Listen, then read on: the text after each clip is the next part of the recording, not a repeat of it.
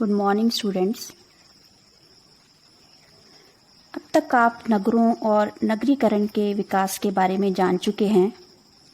इसी क्रम में हम आगे बढ़ते हैं और चलते हैं पश्चिम की तरफ। जी हाँ, पश्चिम की तरफ। प्राचीन काल में यहाँ एक बड़ा ही वैभवशाली साम्राज्य था जिसे हम रोमन साम्राज्य के नाम से जानते हैं। और जैसा कि आप इस मानचित्र में देख भी रहे हैं, यह 3 महाद्वीपों में फैला हुआ था। और ये 3 महाद्वीप कौन से थे? ये थे यूरोप, पश्चिमी एशिया और उत्तरी अफ्रीका। ये इतना समृद्ध था, वैभवशाली था कि आज भी रोमन इतिहास में स्वर्ण अक्षरों में इसका नाम लिखा गया है। चलिए आज हम इसी के बारे में जानेंगे और देखेंगे कि किस प्रकार इसका राजनीतिक विकास हुआ है और किस प्रकार का इनका समाज था। तो शुरुआत करते हैं रोमन साम्राज्य की राजनीतिक विकास से। कहाँ से इसकी शुरुआत हुई? तो जैसा कि आप देख पा रहे हैं, तो रोमन साम्राज्य में गणतंत्र स्थापित हुआ था। गणतंत्र की स्थापना हुई है 509 ईसा पूर्व में और यह 27 ईस्वी पूर्व तक चलती रही। और 27 ईस्वी पूर्व में अगस्तस नाम के शासक ने सत्ता संभाली और अगस्तस ही वह शासक था जिसने रोमन साम्राज्य को बुलंदियों तक पहुंचाया। और अगस्तस का शासनकाल रोमन इतिहास में आज भी स्वर्ण काल के नाम से जाना जाता है। तो चलिए हम शुरुआत करते हैं इसके राजनीतिक विकास की। तो इसके इतिहास को जानने के लिए 2 भागों में इसको बांटा गया है, पूरे समय को, रोमन साम्राज्य के इतिहास को। तो पहला जो भाग है वो कहलाता है पूर्ववर्ती और दूसरा परवर्ती। और अगर हम इनके समय काल को देखें तो पूर्ववर्ती के अंदर 3री शताब्दी तक का समय आता है, जहाँ से मतलब रोमन साम्राज्य की शुरुआत हुई, और 3री शताब्दी तक का समय। 3री शताब्दी के समय थोड़ा संकट आया था रोमन साम्राज्य पे, जिससे वो उभर गया। और उसके बाद का समय, 3री शताब्दी से बाद का समय, परवर्ती पुराकाल या परवर्ती साम्राज्य के नाम से जाना जाता है। तो चलिए अब इस राजनीतिक परिदृश्य के बाद हम देखते हैं कि जब अगस्तस ने सत्ता संभाली तो किस प्रकार से रोमन साम्राज्य अपनी बुलंदियों तक पहुंचा, कैसे उसने ऊंचाइयों को छुआ। हम इसके हर पक्ष पर ध्यान देंगे, हर पक्ष को जानेंगे। तो अगस्तस, जैसा कि आप चित्र भी देख पा रहे हैं, महान शासक था और रोमन साम्राज्य का प्रथम सम्राट होने का गौरव अगस्तस को प्राप्त है। इसी का शासनकाल स्वर्णकाल कहलाया। अब हम बात करते हैं अगस्तस के बारे में। तो अगस्तस जो था वो जूलियस सीजर का दत्तक पुत्र था और अगस्तस ने जूलियस सीजर की हत्या के बाद सत्ता संभाली। बड़े ही मुश्किल हालात के अंदर सत्ता संभाली और जो अराजकता उसके साम्राज्य में फैली हुई थी, रोमन साम्राज्य में, उसके ऊपर काबू किया और अपने आप को प्रिंसेप मतलब प्रथम नागरिक घोषित किया और अपने राज्य को प्रिंसिपेट कहा। बस यहीं से, यानी कि 27 ईसा पूर्व से शुरू हो जाता है रोमन साम्राज्य का स्वर्णकाल। किस प्रकार से हम स्वर्णकाल क्यों कह रहे हैं, अभी हम इसके बारे में चर्चा करेंगे और आप जानेंगे कि सचमुच ही अगस्तस इसके योग्य था। तो कुछ मुख्य बातें देखते हैं। तो इसमें सबसे पहले जो रोमन साम्राज्य में जूलियस सीजर की मृत्यु के बाद में अशांति फैल गई थी, तो अगस्तस ने सबसे पहले वो अराजकता दूर की। जितने भी विरोधी थे उनको काबू किया, उन पर नियंत्रण किया। जो गृह युद्ध चला हुआ था रोमन साम्राज्य में, उसके ऊपर काबू पाया, अराजकता फैली हुई थी। और इन गृह युद्धों को पर जब काबू पा लिया तब रोमन साम्राज्य में शांति हो गई। शांति के बाद सबसे पहले अगस्तस ने ध्यान दिया सेनेट के साथ, क्योंकि बच्चों आपको पहले बताया गया कि गणतंत्र था रोमन साम्राज्य में। तो गणतंत्र के अंदर क्या होता है, कोई एक व्यक्ति जो है वो शासन संबंधित फैसले नहीं लेता है। तो सेनेट थी, यानी कि मंत्रिमंडल था एक पूरा। तो मंत्रिमंडल के से बहुत अच्छे संबंध बनाए अगस्तस ने। इसका परिणाम ये निकला कि सेनेट ने महत्वपूर्ण अधिकार या कहें कि निर्णय करने के अधिकार जो थे वो अगस्तस को दे दिए, और इन अधिकारों के कारण अगस्तस को शासन पर नियंत्रण करने में बहुत सफलता मिली। दूसरी बड़ी समस्या थी सेना की। तो सेना के अंदर सुधार किए अगस्तस ने। किस प्रकार से? तो सबसे पहले तो सेना जो थी बहुत विशाल थी, थोड़ी सेना को घटाया अगस्तस ने। उसके बाद अक्सर जो सैनिक हैं वो विद्रोह कर दिया करते थे, उनको नियमित वेतन नहीं मिलता था। तो सबसे पहले सैनिकों को नियमित वेतन देने की व्यवस्था की, और जब वो सेवानिवृत्त होते थे, अधिकतम 25 वर्ष की सेवा के बाद में वो सेवानिवृत्त हो जाया करते थे, तो उसके बाद में पेंशन शुरुआत की। तो पेंशन व्यवस्था के शुरू होने से क्या हुआ, जो सैनिक असंतोष था वो खत्म हो गया, और इससे शांति बहाल करने में बहुत अधिक सहायता मिली। इसके बाद प्रांतीय शासन के अंदर सुधार किए, पूरे अपने साम्राज्य को अलग अलग प्रांतों में बांट दिया, और वहाँ ईमानदार गवर्नरों की नियुक्ति की।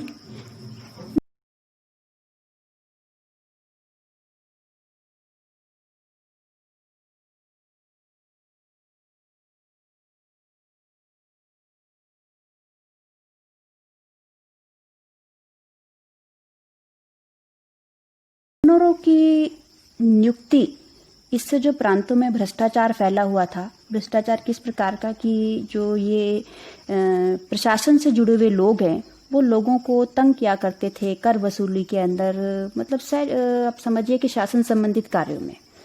तो उस भ्रष्टाचार को दूर किया अगस्तस ने, तो लोग भी संतुष्ट हुए। अब लोगों की संतुष्टि मतलब अच्छा राज्य। आगे अगर हम ध्यान दें तो किसी भी देश की अर्थव्यवस्था के अंदर या किसी भी देश की मजबूती के लिए सबसे ज़्यादा जरूरी होती है शांति।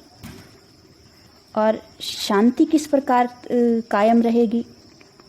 शांति को कायम रखने के लिए लोगों में संतोष रहे और अर्थव्यवस्था जो है बहुत अच्छी रहे। तो इसके लिए क्या क्या किया? सबसे पहले यातायात के साधनों का विकास किया। सिर्फ विकास ही नहीं किया, सड़क मार्ग, जल मार्ग, इन सबको सुरक्षित किया। सुरक्षित करने से अर्थव्यवस्था को बढ़ावा मिला, व्यापार को बढ़ावा मिला, व्यापार के बढ़ावे से अर्थस्थिति अच्छी हुई, लोगों के पास धन आया। ये सब बातें रोमन साम्राज्य को समृद्ध करने में काम आई, यानी कि समृद्धि की तरफ बढ़े।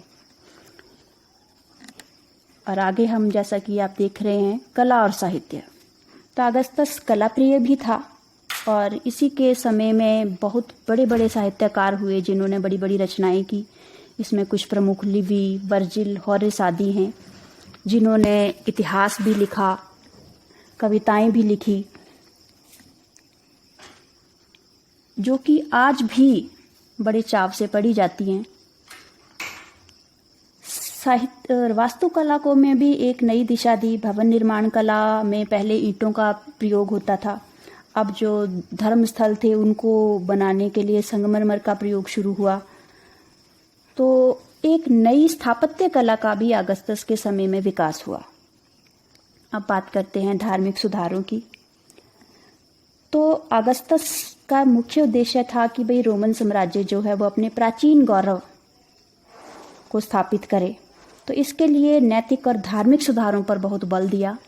नैतिक सुधार लोगों को अच्छा जीवन जीने की प्रेरणा दी, नैतिकतापूर्ण, और जो भी उस टाइम बुरी प्रथाएं थी उनके ऊपर कठोरता से कानून लागू किए, उनको बंद करवाने के ऊपर ध्यान दिया।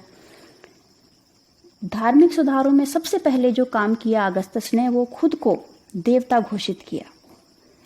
और ये जो बात थी अपने आप को देवता घोषित करना, इससे एकता को बढ़ावा मिलता था। दूसरी चीज, जितने विदेशी देवता थे या जो नए नए धर्म आ रहे थे उन पर प्रतिबंध लगाया। उस समय एक और बड़ी समस्या थी कि परिवार जो है आसानी से टूट रहे थे, क्योंकि तलाक प्रथा बड़ी आसान थी, स्त्रियां भी और पुरुष भी आसानी से तलाक ले सकते थे। तो तलाक प्रथा को कठोर बनाया कि जिससे कि परिवार ना टूटें, क्योंकि परिवार ही किसी भी समाज की मूल इकाई होता है। और एक महत्वपूर्ण घटना और घटित हुई अगस्तस के समय में, वो थी ईसा मसीह का जन्म। ईसा मसीह का जन्म भी अगस्तस के समय ही हुआ था। और अगस्तस की मृत्यु के बाद, जैसा कि आप स्क्रीन पर देख रहे हैं, टिबेरियस का शासन आया। टिबेरियस अगस्तस का उत्तराधिकारी था। हालांकि टिबेरियस योग्य शासक था, लेकिन अयोग्य उत्तराधिकारी था। प्रशासन को सुधार करने के लिए टिबेरियस ने बड़े से कार्य किए और अपनी सीमाओं को सुरक्षित करने के लिए दूसरे जो देश थे उनके साथ मैत्रीपूर्ण संबंध भी बनाए, लेकिन अपने कार्यों के कारण ये जनता में बड़ा बदनाम था और बड़ी ही शंकालु प्रवृत्ति का था। सरल शब्दों में अगर हम कहना चाहें तो अगस्तस का अयोग्य उत्तराधिकारी था। बहुत से लोगों की इसने हत्याएं करवाई इसी शंका के चलते। और जब 37 ईस्वी के अंदर इसका निधन हुआ तो रोम की जनता ने बड़ी खुशी मनाई। और इसके बाद भी कई शासकों ने सत्ता संभाली और रोमन साम्राज्य अपनी गति से चलता रहा। कुछ प्रमुख शासकों का हम यहाँ वर्णन करते हैं। नीरो का शासनकाल 54 ईस्वी से 68 ईस्वी तक था।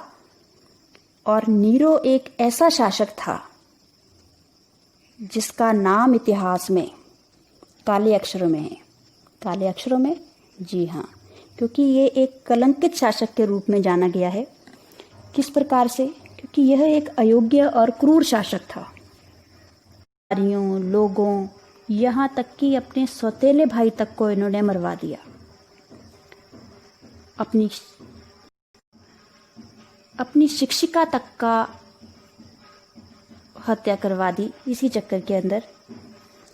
नीरो के बाद हम बात करते हैं ट्रांजन की। ट्रांजन ने 98 ईस्वी से 117 ईस्वी तक शासन किया और ट्रांजन एक बहुत ही योग्य और बहादुर शासक था।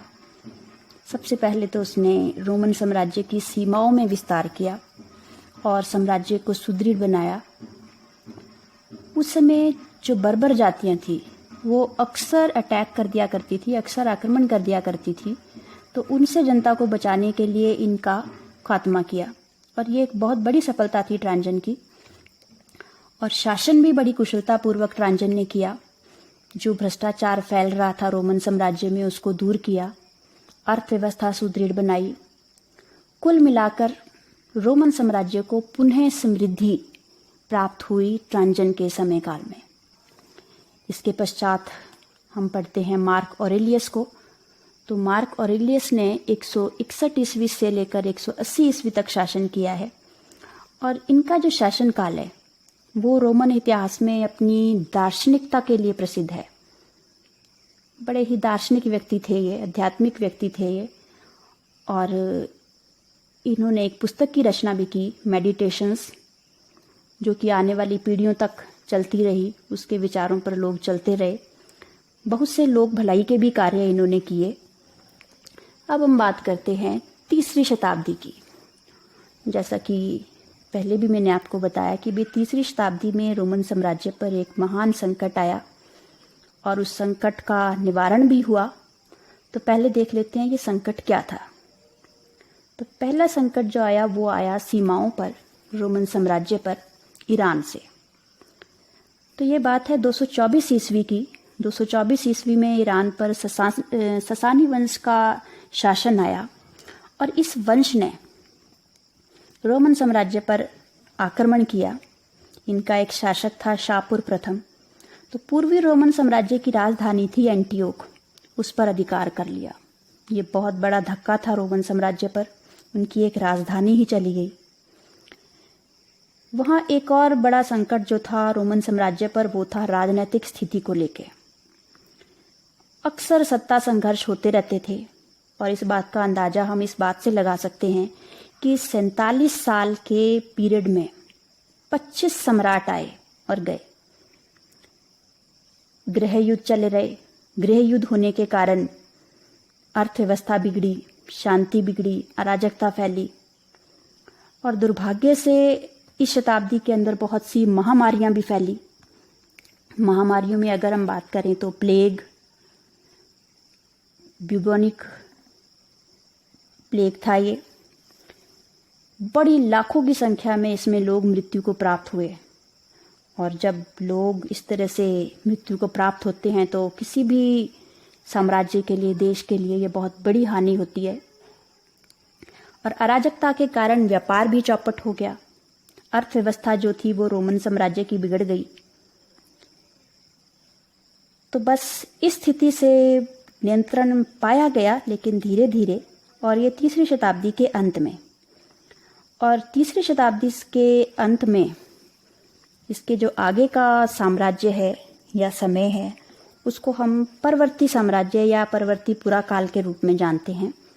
अब इसके बारे में हम जानते हैं क्या हुआ इस काल के अंदर, किन किन शासकों का शासन आया और किन शासकों ने महत्वपूर्ण कार्य किए।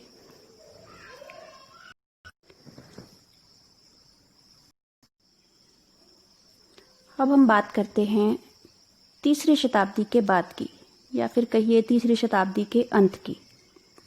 तो डायोक्लिशियन का शासन आया और इन्होंने शासन किया है 284 ईस्वी से 305 ईस्वी तक।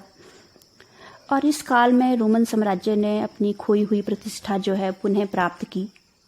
इसके लिए डायोक्लिशियन ने सबसे पहले अपने आप को देवता घोषित किया। ऐसा करने से क्या होता था कि सारी जनता एक ही एकता के सूत्र में बन जाया करती थी। तो अक्सर ये एकता स्थापित करने के लिए, लोगों को जोड़ने के लिए रोमन सम्राट अपने आप को देवता घोषित किया करते थे। आपको याद होगा अगस्टस ने भी इसी प्रकार का कार्य किया था। इसके अलावा प्रशासनिक सुधार लागू किए, क्योंकि अराजकता फैल गई थी, भ्रष्टाचार बढ़ गया था। तो प्रशासनिक सुधारों को लागू करने से भी लोगों में संतोष हुआ और सुधार हुआ भी। और उस टाइम सबसे बड़ी समस्या थी महंगाई। तो इस महंगाई के कारण भी जनता बहुत दुखी थी। तो महंगाई पर काबू करने के लिए इन्होंने क्या किया, जो रोज़मर्रा की रोज़ काम में आने वाली वस्तुएं थी, सामान था, उनका मूल्य निर्धारित किया कि भाई इस मूल्य से ज़्यादा की नहीं बिकेगी, इतनी ही रहेगी।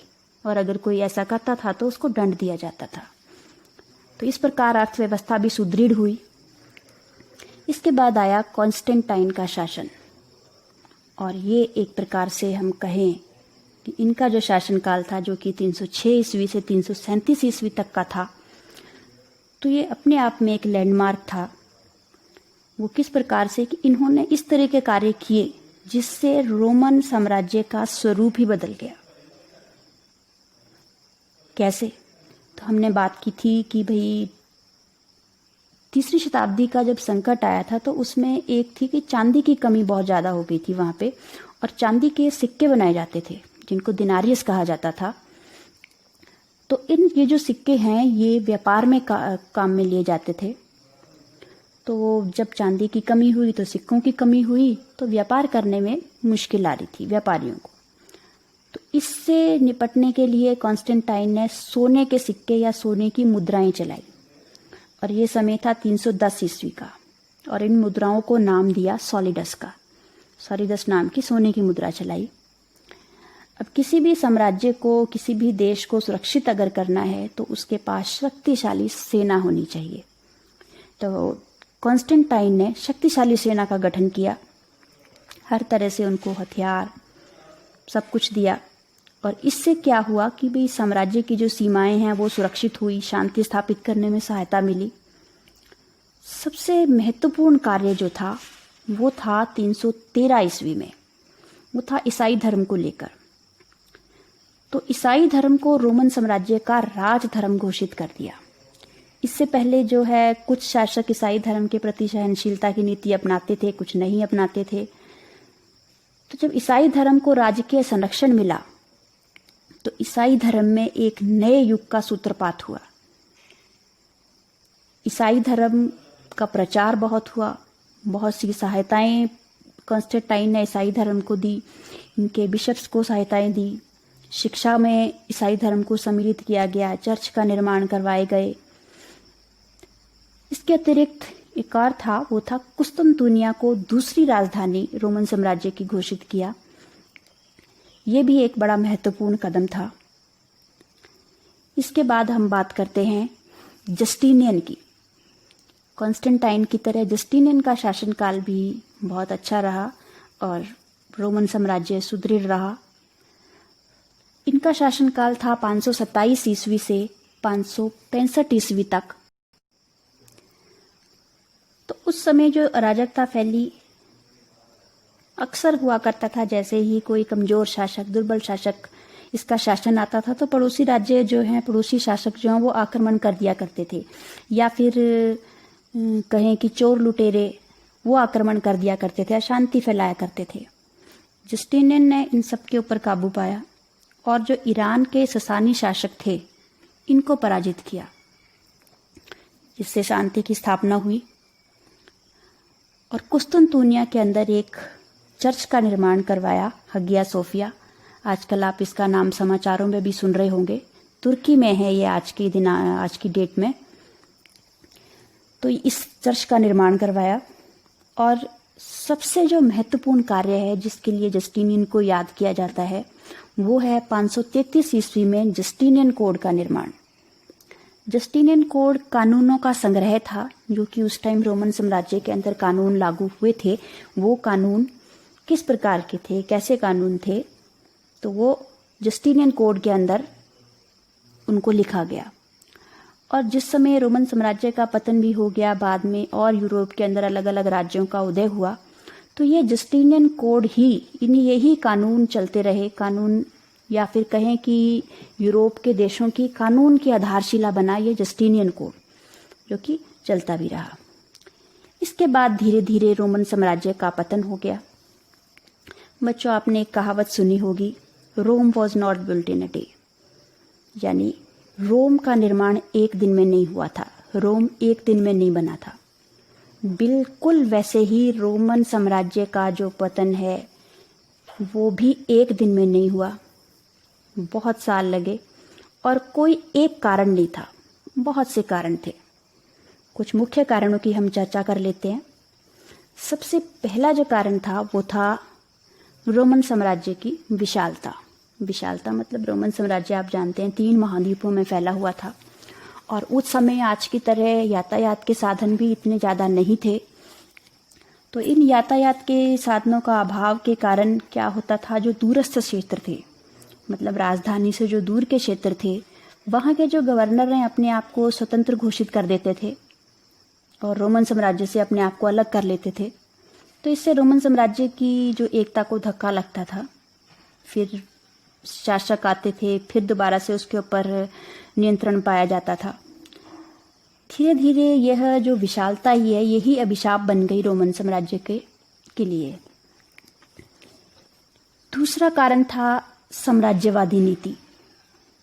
जब भी कोई सम्राट सत्ता में आता था तो साम्राज्य बढ़ाने के चक्कर में, अपने देश की सीमाएं बढ़ाने के चक्कर में वो पड़ोसी देशों पर आक्रमण कर दिया करते थे।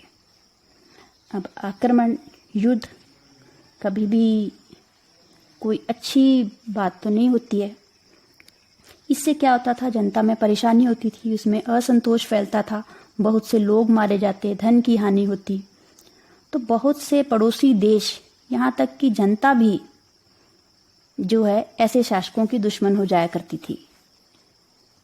तो ये साम्राज्यवादी नीति भी एक तरह से रोमन साम्राज्य के पतन का कारण बनी। एक और बड़ा कारण था उत्तराधिकार कानून का अभाव, अर्थात कि एक शासक के बाद, उस एक शासक की मृत्यु के बाद दूसरा शासक कौन होगा, इसके बारे में कोई निश्चित कानून नहीं था। जब किसी शासक की मृत्यु होती थी तो उसके उत्तराधिकारियों में सिंहासन के लिए युद्ध शुरू हो जाते थे और इन युद्धों में, यानी गृह युद्ध ही होते थे, तो जन धन की बहुत हानि होती थी। और धीरे धीरे इन्होंने भी रोमन साम्राज्य के पतन का डंका बजा दिया। और रोमन समाज में दास प्रथा का बहुत प्रचलन था। दास प्रथा को हम अपने अगले खंड में अध्ययन करेंगे, दास प्रथा के बारे में। दास प्रथा बहुत ज़्यादा रोमन समाज में प्रचलित थी और इन दासों पर बहुत अत्याचार हुआ करते थे। उनको, या फिर कहें कि उनका जो जीवन था बद से बदतर था। अब जैसे ही कोई विदेशी आक्रमणकारी आक्रमण करता था देश पर, तो ये जो दास हैं अपनी मुक्ति के लिए या फिर दुख के कारण या बदला लेने की नियत से शत्रुओं के साथ मिल जाया करते थे। जब अपने देश की जनता शत्रु के साथ मिल जाएगी तो अपनी हार तो निश्चित ही है। ऐसा ही कुछ हुआ। अब साम्राज्यवादी नीति और रोमन शासकों की विलासिता, इसकी वजह से खजाना जो है, राजकोष है, वो खाली हो जाता था। और राजकोष खाली होता था तो उसको भरने के लिए फिर से शासक जो हैं जनता पर कर लगाया करते थे। और इन करों के कारण जनता असंतुष्ट होती थी, गृह युद्ध शुरू हो जाया करते थे, इनसे जनधन की हानि होती थी और अल्टीमेटली ये सब कुछ रोमन साम्राज्य के लिए बड़े घातक सिद्ध हुए। जब राजकोष के अंदर धन ही नहीं है तो प्रशासन के कार्य कैसे होंगे। इसके अतिरिक्त एक बड़ा कारण था रोमन शासकों की विलासिता। कुछ एक शासकों को अगर हम छोड़ दें तो अधिकांश शासक विलासी जीवन व्यतीत करते थे, बड़े मजे से। उनको जनता से कोई लेना देना नहीं था। अपने आप अपने मनोरंजन के लिए धन पानी की तरह बहाया करते थे। खजाना खाली हो जाता था। रानियां भी इसी तरह का जीवन व्यतीत करती थी। तो खजाना भरने के लिए जनता पर कर लगाते, फिर असंतोष फैलता। तो इन्हीं कुछ कारणों के चलते, ये कुछ कारण है, और भी कारण थे, तो इन्हीं कारणों के चलते 6वीं शताब्दी के अंत में रोमन साम्राज्य का अंत हो गया। आगे चलते हैं हम रोमन साम्राज्य के सामाजिक जीवन के बारे में। हमने अभी पढ़ा राजनीतिक जीवन, यानी कि सामाजिक जीवन में हम पढ़ेंगे कि रोमन समाज में लोग किस प्रकार से रहा करते थे। तो रोमन समाज जो है वो श्रेणियों में बटा हुआ था और 3 प्रकार की श्रेणियां थी यहाँ पे: उच्च श्रेणी, मध्यम श्रेणी और निम्न श्रेणी।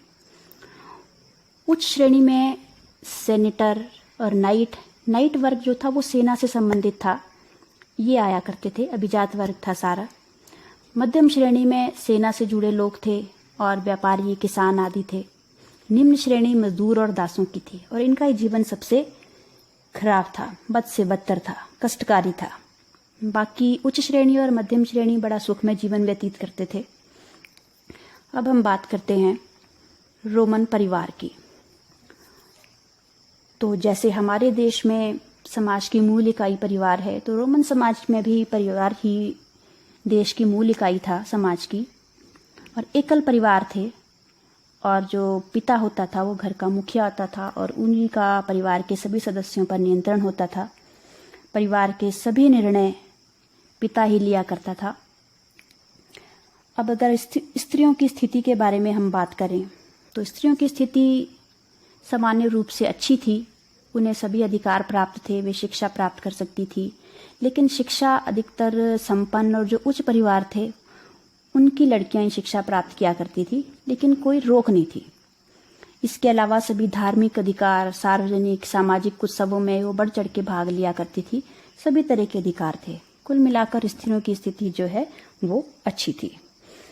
अब बात करते हैं हम शिक्षा की।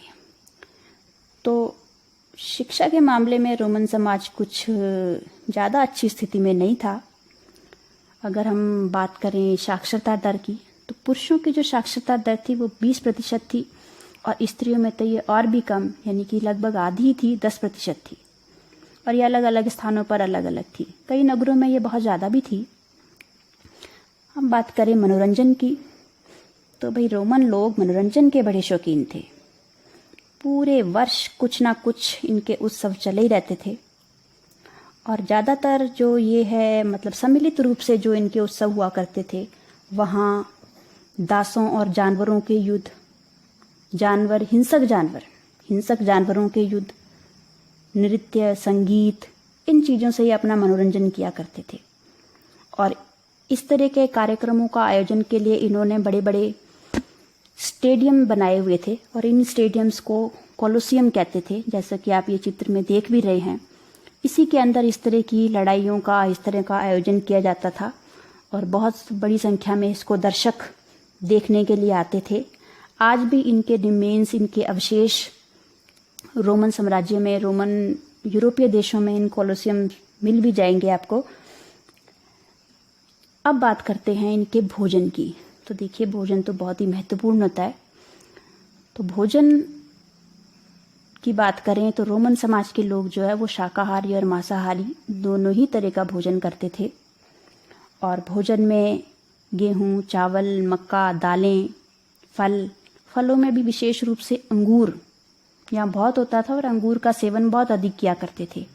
और अंगूर की ही ये मदिरा बनाया करते थे और सेवन भी किया करते थे। तो इस प्रकार हमने आज रोमन साम्राज्य के राजनैतिक और सामाजिक जीवन के बारे में जाना। अगले खंड में हम इसके धार्मिक, आर्थिक और दास प्रथा के बारे में बात करेंगे, चर्चा करेंगे। Have a good day.